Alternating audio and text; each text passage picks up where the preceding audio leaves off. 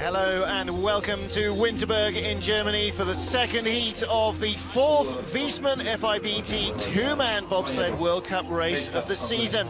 And as the sun starts to drop below the horizon, well, we see the track record broken again. Well, hello everybody, I'm Martin Haven. Alongside me is NBC Olympic commentary expert John Morgan.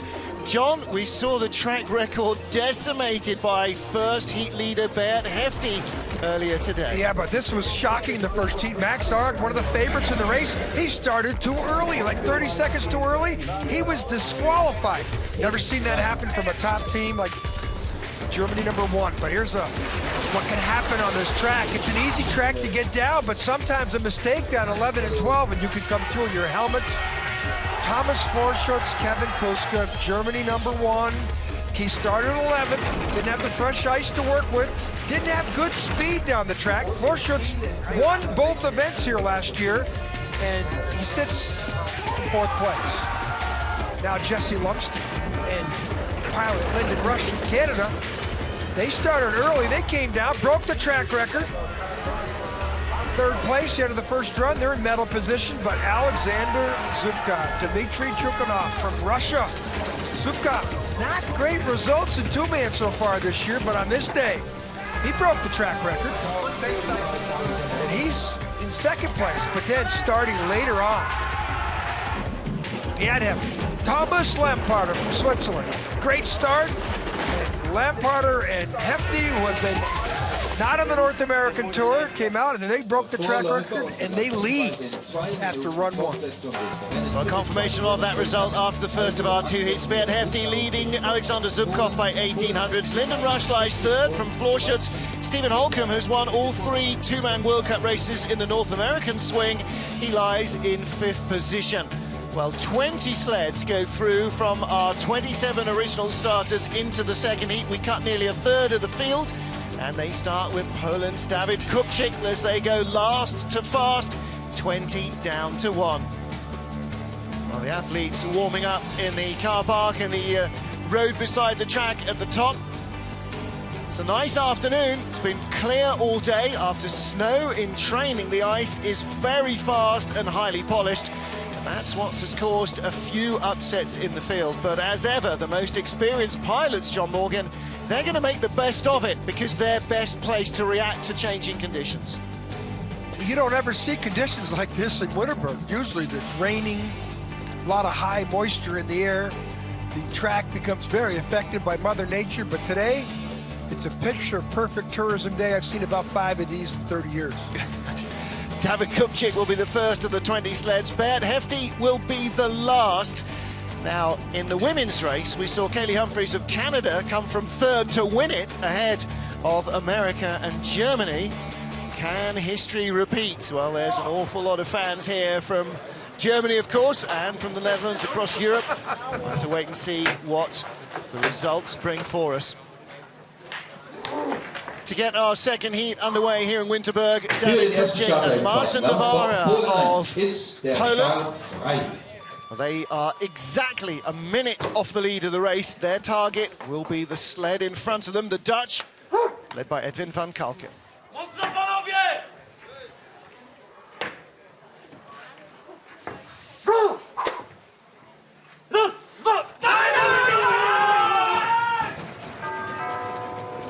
BTC Latvia sled.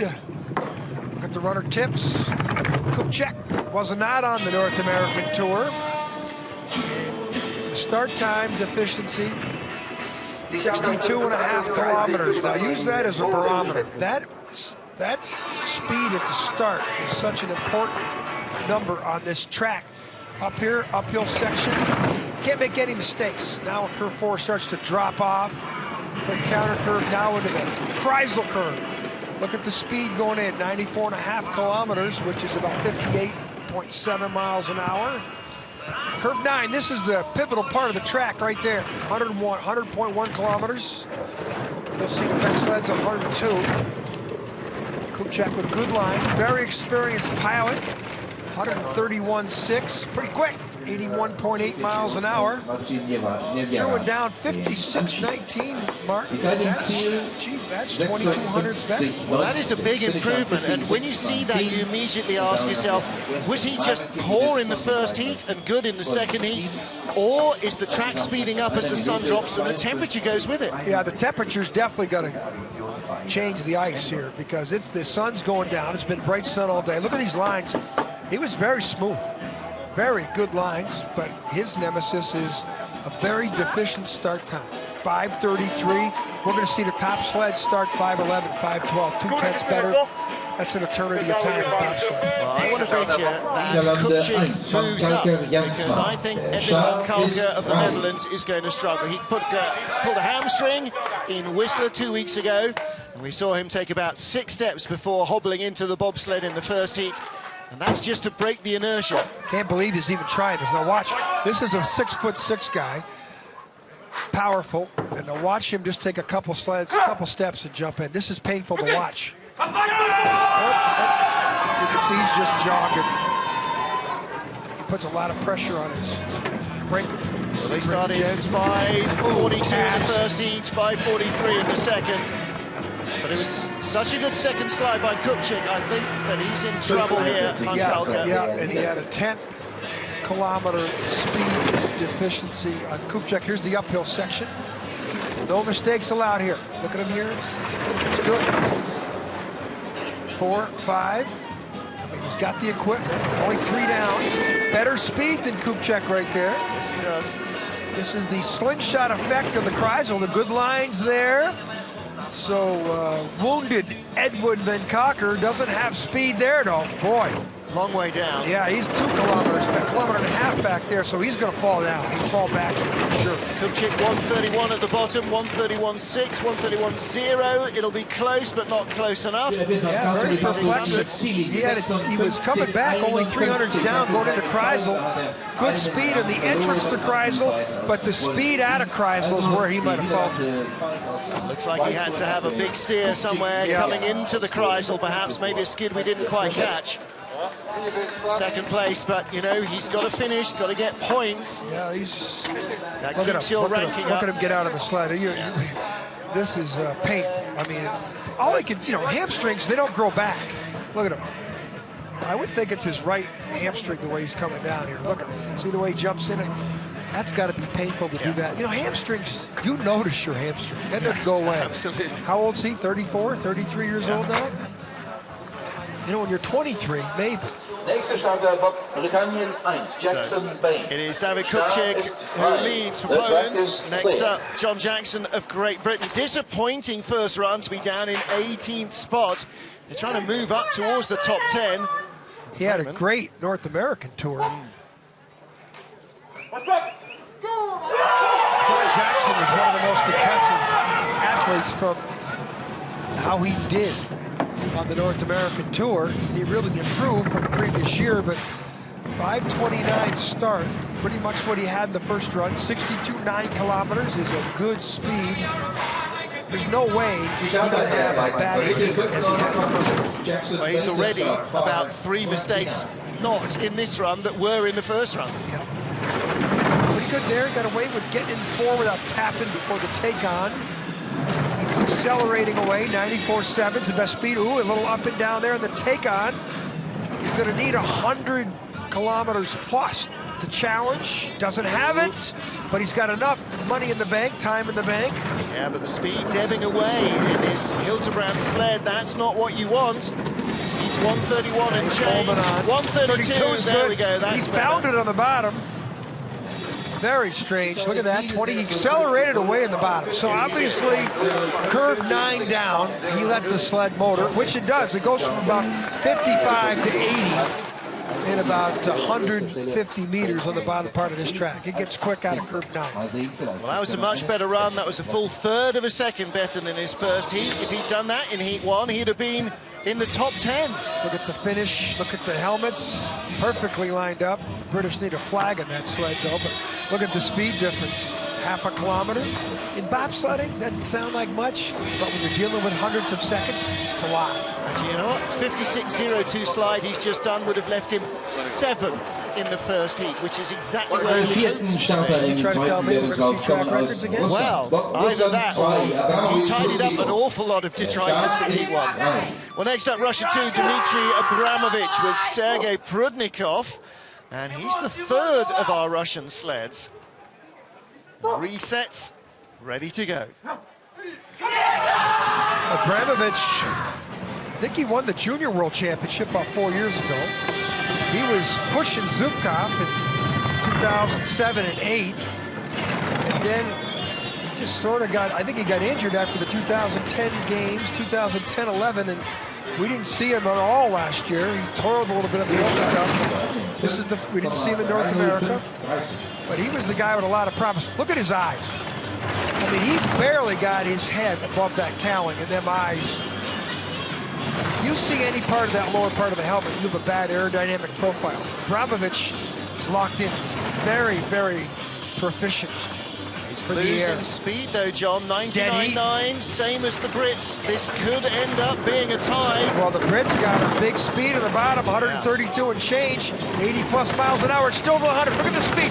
Doesn't have the speed. I got to believe Jackson's going to beat him. Yeah, that could be a 10th. There it is. 500ths of a second. 56.10 slide. Jackson had him by half a kilometer on the bottom, and that was 500ths. Yep. From the clock on the exit of 10 to the finish line, they were dead heat, and on the bottom, Jackson found some time with that Hilti sled through the labyrinths. The Russian didn't. Well, there you go, that's the difference. Just 500ths of a second, less than the blink of an eye. Oh, he's hurt too. Yes, he Look, is. He's hurt too. Well, look, he's already got a taped up right ankle. Well, now that might go to explain a 5:36 start. Yeah, he's a better starter than that. Here's the speed before Kreisel. Look at this. This is a great graphic. He's the 4th best speed and the entrance to Kreisel. And watch this sled go through. Watch the line now. Looks like he's dipped. Look at it's going up and down a little bit. Doesn't have that consistent line. And on the exit of Kreisel, slingshot effect, he's got the 2nd best speed. So he improved, but he must have made his mistake down in curve 9 down at the bottom. Or John Jackson was that much better. There's Dimitri. Next up, the National Guard sled, Nick Cunningham and Chris Boat. Getting away very quickly at the start of the time. Yeah, this is BTC Skrakin's Latvian sled that he's driving a 2 and a 4 over here, Latvian design. One of his boat irons. Foreman is broken, and he's driving these sleds. Different feel. Corey Butner gets great starts at 4-man. He's had a great results in 4-man. So I think he's in the top 5 of World Cup points. Well, Nick Cunningham, 900s up at the start, but the gap is coming down. 94.7, that's the same speed as our leaders, Great Britain. So just holding on in front.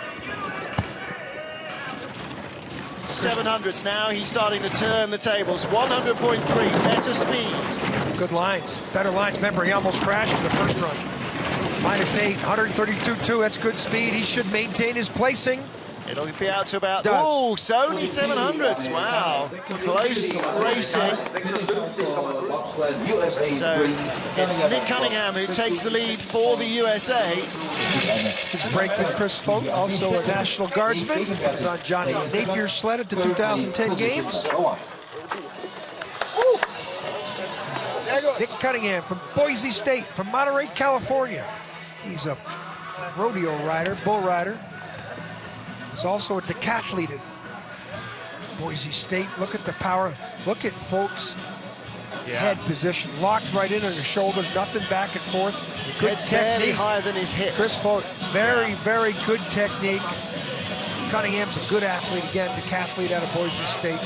Decathletes are great, great, great transition from decathlon over to bobsled. Made his World Cup debut at the end of last season. This is his first World Cup year. Next up is Austria 1, Jürgen Loacker. Jürgen now 37 years old. You've got to believe that Sochi will probably be his final hurrah. Yeah, he made the 2006 and 10 games for Austria. Great driver. Lax at the start. 536. 538 in the first run, so at least he improved. He's still giving away a 1/10 of a second to Nick Cunningham, and he only had 100th in hand after the first heat. He's now 1200ths back. Cunningham had a rough first run, though. Yes, he did. Second run, he put it together, which rookies do. They have one good, one bad. It's tough for him to... When you put two together, then you start getting near the podium. Well, the other side of that, of course, is if you're going to have a dodgy run, have it in your first heat and tidy up in the second and move up. Yeah. End on a high note, not with disappointment. Lowacker with decent speed. Watch these lines. This is a very experienced pilot. 132 and no change, though, so not as much he's as going to fall back at least 2 spots. Fifth best time of the heat. Back. Wow, Jürgen Lowacker. Manfred Mayer, the coach on the right, shakes their head. Look at Lowacker. Man, what happened?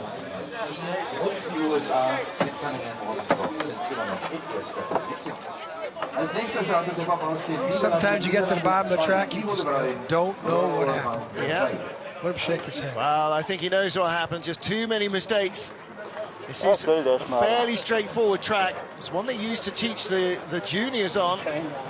But like the most simple things in life, getting them right is the detail. Nick Cunningham leads from John Jackson and Dmitry Abramovich. 6 sleds down of our 20-strong field. Martin Haven and John Morgan calling the action here trackside at Winterberg in Germany. Not quite as trackside as they are. Next up is the Dutch sled of Ivo de Bruyne and Bro van der Zijde. Well, young Ivo still just third in the Junior Worlds at the end of last season. His final World Championship as a junior, 26 years old now. Not a bad start, 7th best start, 5:24 in the first run, but they made some mistakes out of curve 1. Didn't have good speed. 5:25, speed should be 63. There it is. He was better in this run than he did in the first run. The first run he skidded a little bit. Yep. He had like 62.7 speed there, so he cleaned that up. 900s up at the start, 800s ahead of Nick Cunningham now. Good lines. Down at 6 though, no speed. 3/10 of a kilometer down to Cunningham. Now on the bottom part of the track, he needs the absolute rail lines. Down to 1. Oh, and that's rough. It's history now. That's going to erase. That's like an anchor when you do that. That just putting out a parachute. That just is at least 1,500ths of a second. He doesn't have the speed. He's going to fall back. 4 spots here. He does. 6th best time of the run.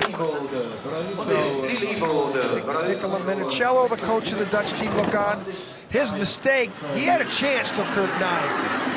That curve 9, which is the personality of this Winterberg track, it was 30 years ago. It is now. Look at the lines here. Curve 9. Is he right? Look at, he goes down. He comes back up above those white lines. Now this is where issues. Late, because he had to go back up centrifugal force, taps before the take-on, pushes him to the left side of our screen, bangs again. A little bit of a ricochet rabbit here. It's not what you want to do when you're trying to go 75, 80 miles an hour. Look at the coaches. Look, yeah.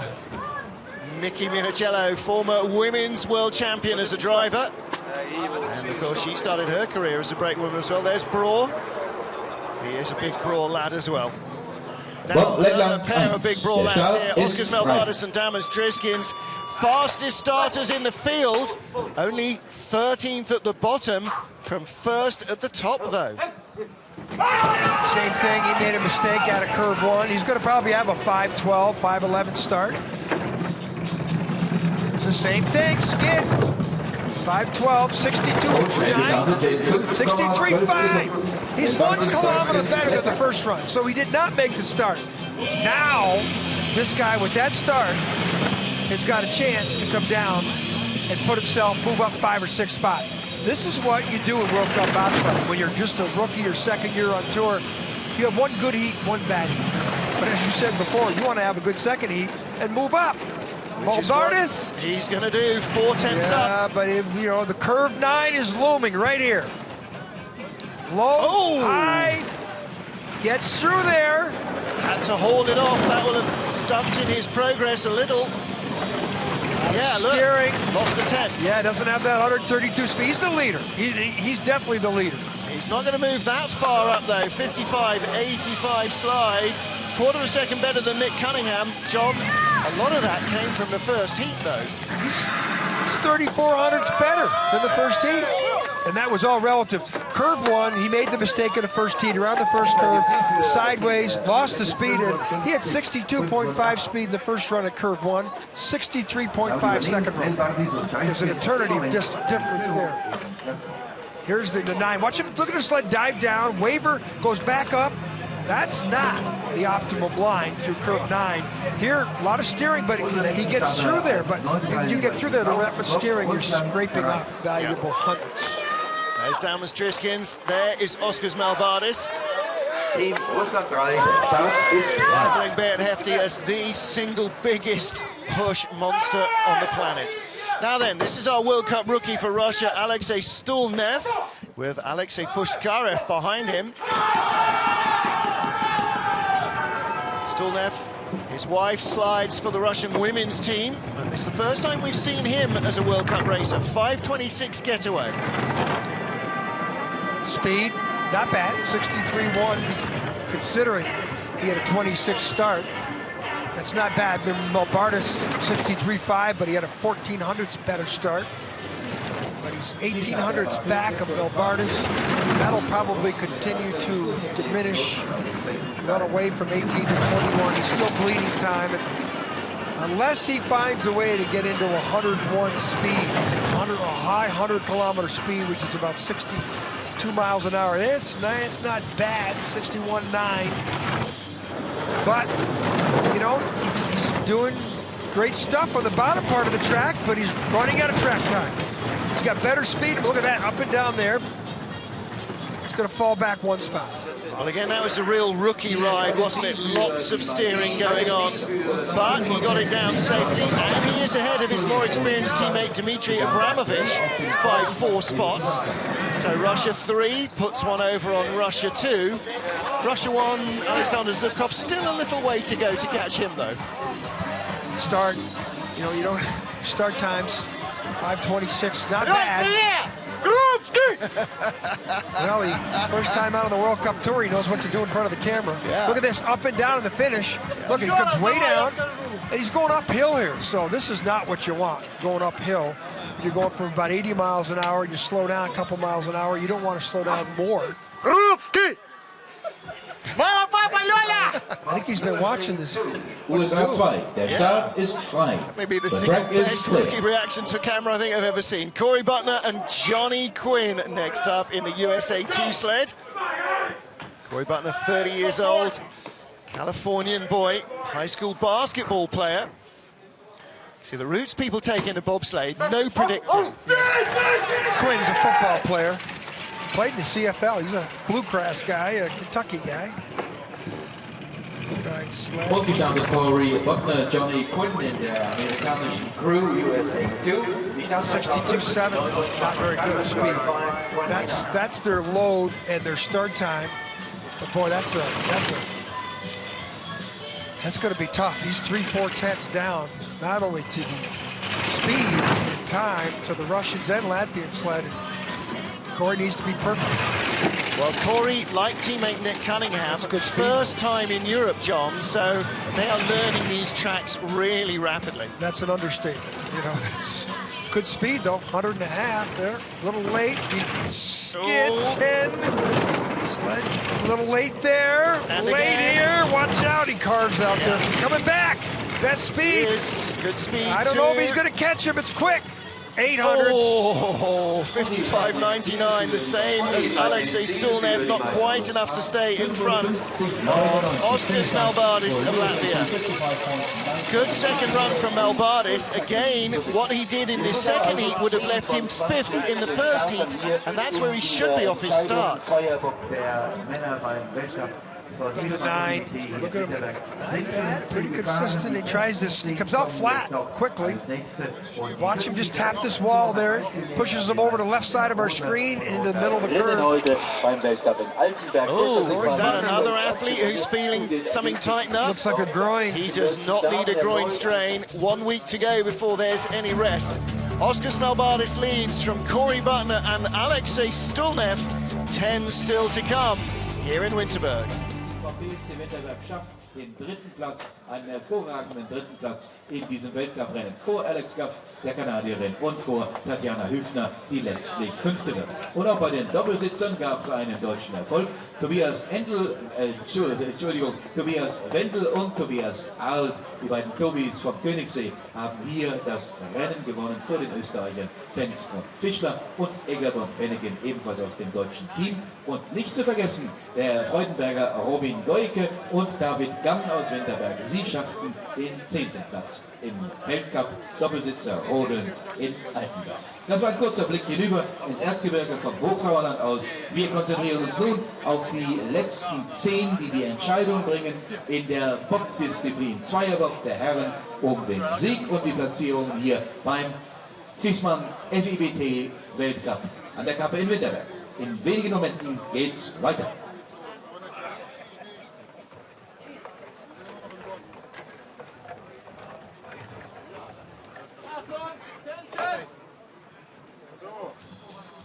Die Zeit an der Bahn 14:56 Uhr, noch eine Minute bis zur Fortsetzung des Rennens.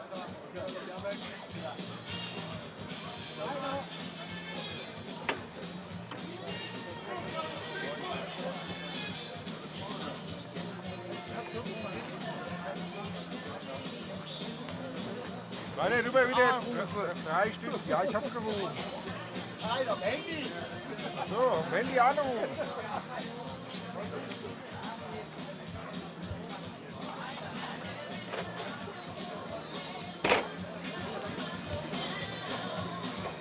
Guck mal, alle 4 rüber.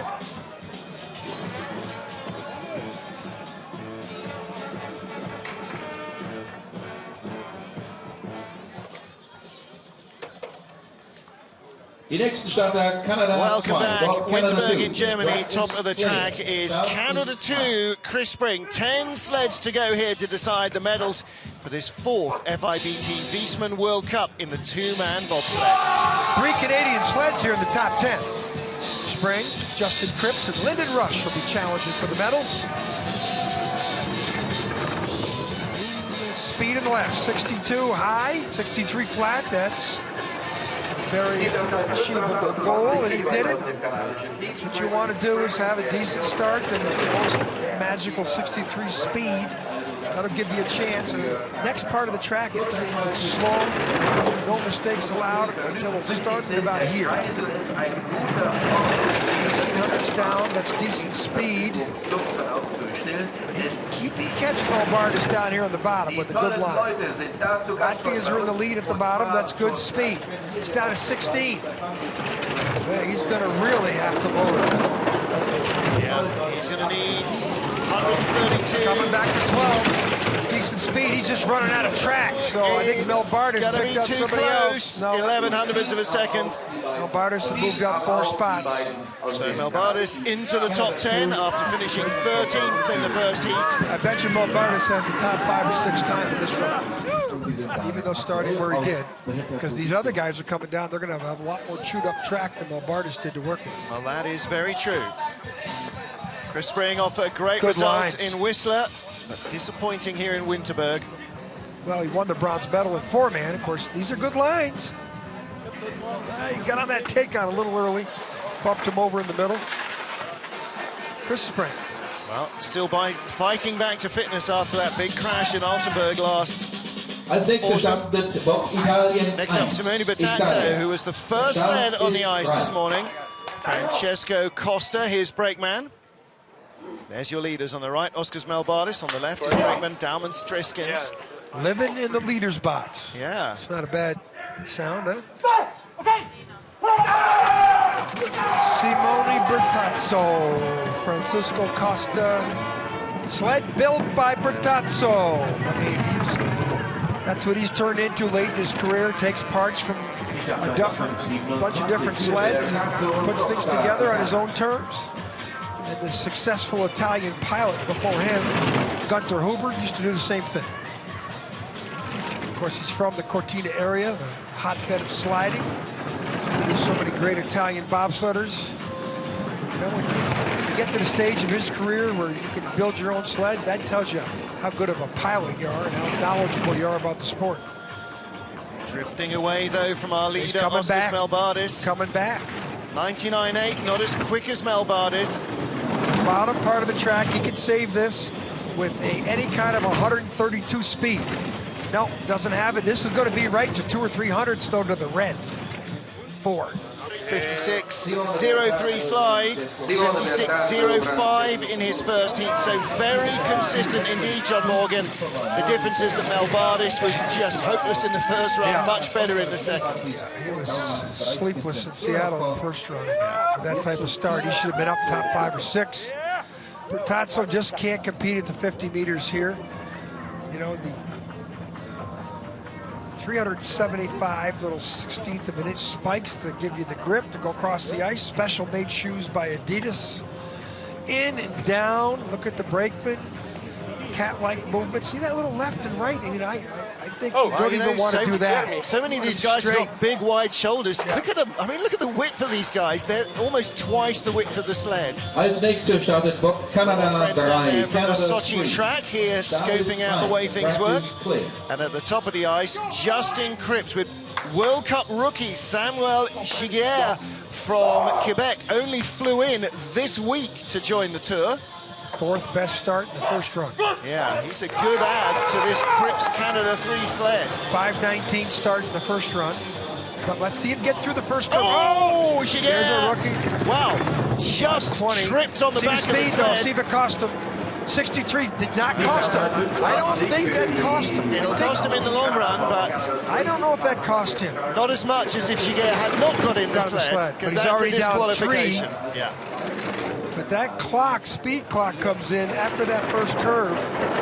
He should have been down to 62.3 or something with that would have really cost him. But you know, look at the time. Of course, he was 7/800ths down to Melbardis at the start. So if he gets this, keeps us at 13, he's got a chance. No, it's drifted more away, and he doesn't have any kind of speed. But still, this is a great result for Justin Cripps. If he can stay in the top 10.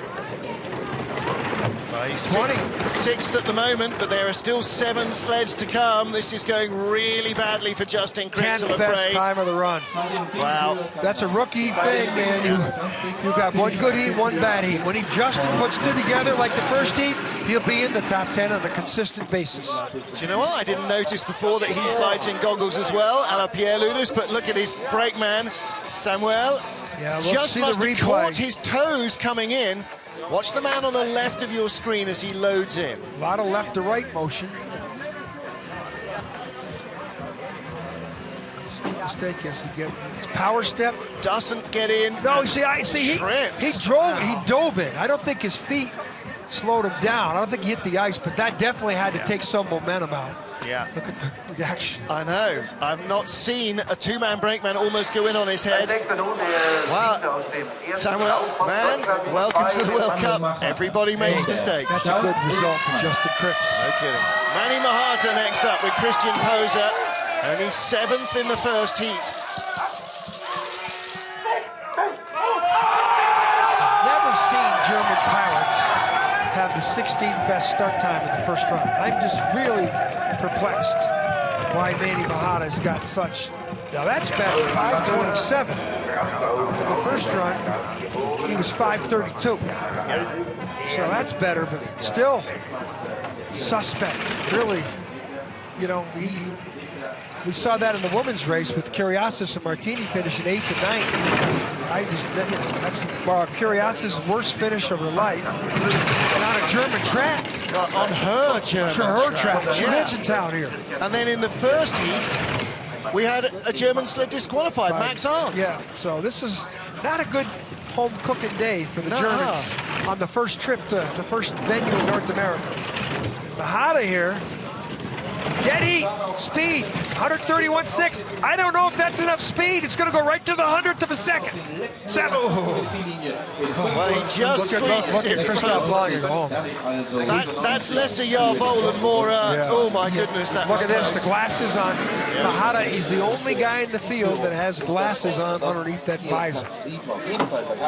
Last guy I seen drive with glasses was the guy named Horst Schonau. He's German, won the World Championships in '78 in Lake Placid. He looked like a mad scientist. Back then, East Germans all looked like something. Listen, Kathleen Martini, Sandra Kiriasis, only 8th and 9th in a women's race. Mahara may end up no better than 7th.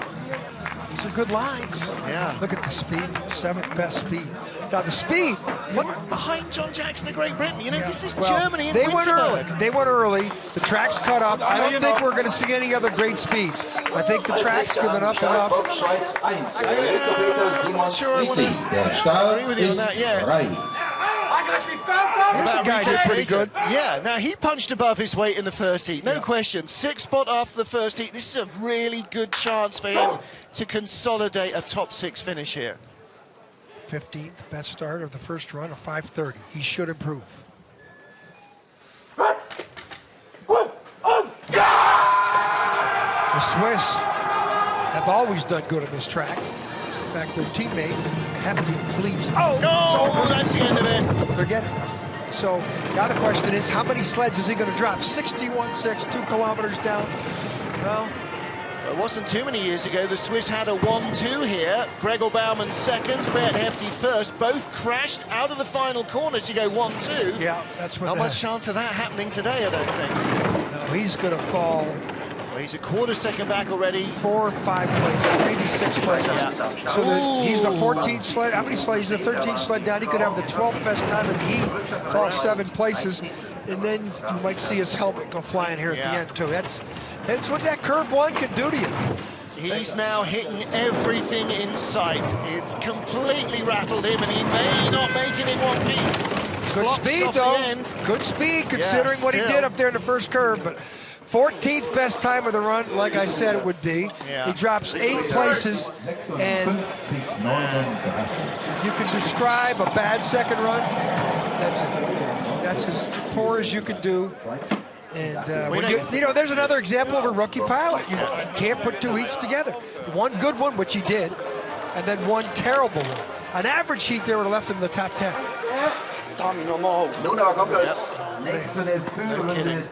And it all goes wrong the moment the sled comes out of those grooves. He's not got control. Well, does somebody alter it? He's in okay, and then he grabs the D-ring.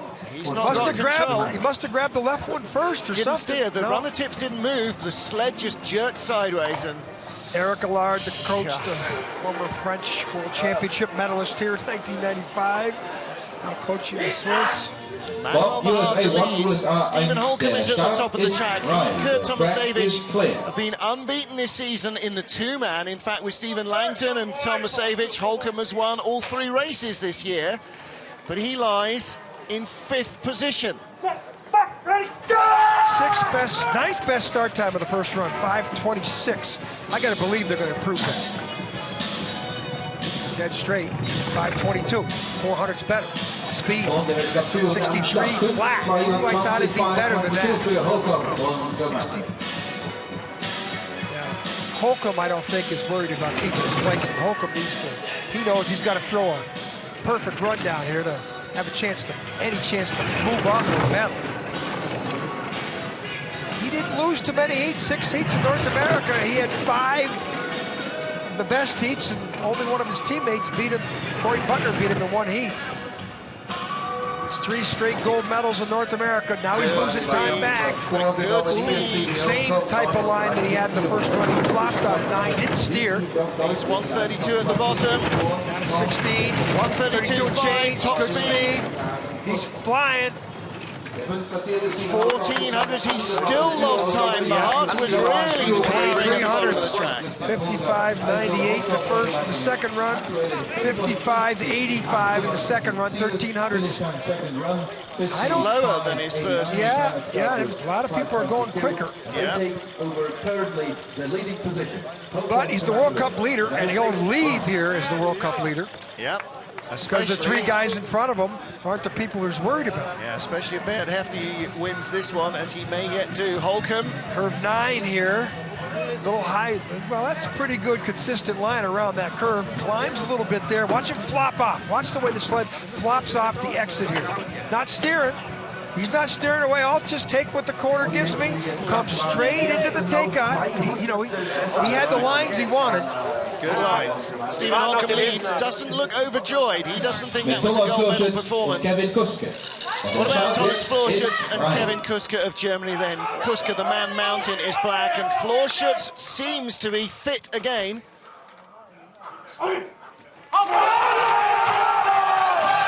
Florschutz won both the 2- and 4-man events here last year in Winterberg. Went on to Altenburg after the Christmas break, tore up the leg. I think it was his Achilles. Was on injured reserve there. Didn't do anything with the North American Tour. Was on the Europa Cup Tour earlier this year. But he's coming back, and another German pilot that's in unfamiliar territory. Again, Max Arndt, one of the favorites in the race, disqualified for going before the green light in the first run. Yeah, how many times have I seen that in my bobsled career? Never. Yeah. So on a home track in Germany, I just don't understand that type of mistake. Well, now he was 4/10 off the lead. Whoa, this is fast. He's not worried about This is a Holcomb. good He's run. trying to get into the medals. This is flying. If he gets 133 kilometers here, he's going to have a chance to medal. No, doesn't have the speed at the bottom, but still going to carry at least 3/10 lead. Yeah. Holcomb and Tomasevich finally have now won the gold medal. Yeah. Well, Holcomb may not be on the medal table at all at the moment. That's guaranteed. Fourth for Thomas Florschutz. Well, look, Kevin Kuska behind him, man mountain, 5:17, second fastest start of the entire competition to try and get them a medal. Yeah, here's the lines in Kreisel. After Kreisel, look at that. Well, Corey Butner went early.